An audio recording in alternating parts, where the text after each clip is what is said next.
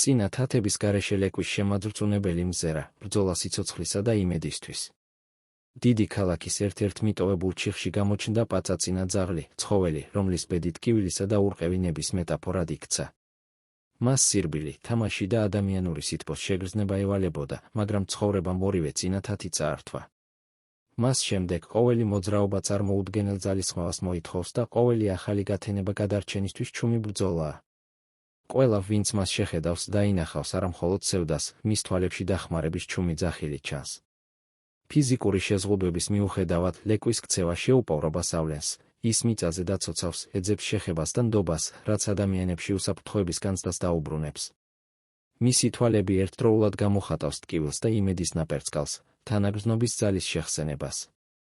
დიდი ხნის განმავლობაში გამვლელები მას ერიდებოდნენ, სანამ მოხალისეები არ ჩაერივნენ, ადამიანთა ჯგუფმა გადაწყვიტა გულგრილობის დასრულება და ლეკვისთვის შანსის მიცემა.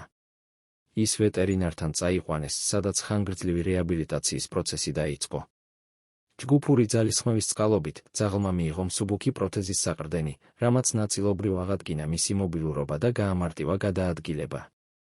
რა მოხდა შემდეგ? ლეკვი მოათავსეს დროებით თავშესაფარში, სადაც მან მიიღო მზრუნველობა და სიყვარული. რეაბილიტაცია მოიცავდა თერაპიულ ვარჯიშებს, სამედიცინო პროცედურებს და ემოციურ მხარდაჭერას. ეს შემთხვევა ხაზს უსვამს კონტრასტს მიტოვების სისასტიკესა და ადამიანური სიკეთის ძალას შორის.